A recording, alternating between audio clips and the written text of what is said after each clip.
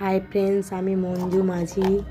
তো আমার নতুন অ্যাকাউন্ট ফেসবুকে, তো প্লিজ তোমরা একটু সাপোর্ট করো। আর সবাইকে গুড মর্নিং, সব কেমন আছো? আশা করি ভালো আছো। তো আমার নতুন অ্যাকাউন্ট ফেসবুকে, প্লিজ তোমরা একটু সাপোর্ট করে দিও।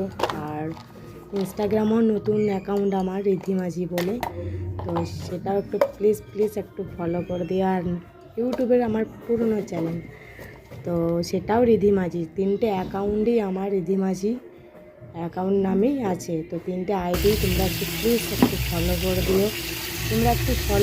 আমি ফলো ব্যাক করে দেবো সবাইকে। তো আজকে আমি রান্না করছি মাটন। তো আমি কীভাবে রান্না করি তোমরা একটু প্লিজ দেখো।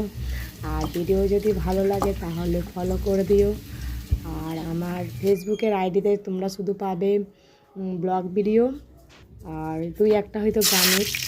আর ইনস্টাগ্রামে আমার নাচও আছে, গানও আছে।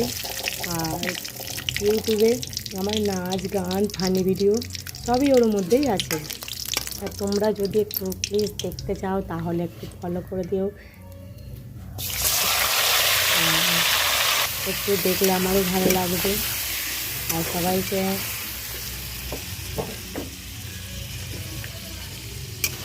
কী বলবো বুঝতে পারছি না। তো অনেক আমি ভয়েস দিয়েছি ভিডিওতে আগেকার ফেসবুক অ্যাকাউন্টে আছে আমার মঞ্জু বলে। তো সেই অ্যাকাউন্টটা আমি কিছু প্রবলেম হচ্ছিলো, প্রবলেমের জন্য বন্ধ করে দিচ্ছি। সেটাতেও আমার ভয়েস ব্লগ ভিডিও করা আছে, ভয়েস দেওয়া আছে, নাচের আছে। তো কিছু ক্ষেত্রে আমার ফেসবুকে একটু প্রবলেম হচ্ছিলো, সেই জন্য আমি বন্ধ করে দিয়েছি। আর তোমরা যদি একটু সাপোর্ট করো তাহলে আমি তাড়াতাড়ি একটু ভালো ভিডিও দিতে পারবো। তোমরা যত আমাকে উৎসাহ দিবে তত আমি ভালো ভিডিও দিতে পারবো।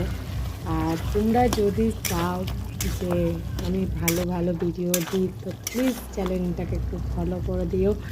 আর কমেন্ট বক্সে কমেন্ট করে দিও। আর তিনটে আইডি চালানো আমার পক্ষে মানে সম্ভব হচ্ছে না, তবু চেষ্টা করছি। ঘর সামলানো, বাচ্চা সামলানো, তিনটে আইডিকে সামলানো চেষ্টা করছি। প্লিজ তোমরা সেই চেষ্টাকে আমাকে ব্যথা করে দিও না। তো সেই চেষ্টায় যেন আমি ফলাফল পেতে পারি। সবাই চায় বড় হতে, আমিও চাই বড় হতে। আমি কষ্ট করে চাই, কারণ নিয়ে চাই না বড় হতে। আমি কষ্ট করে সব কিছু পেতে চাই।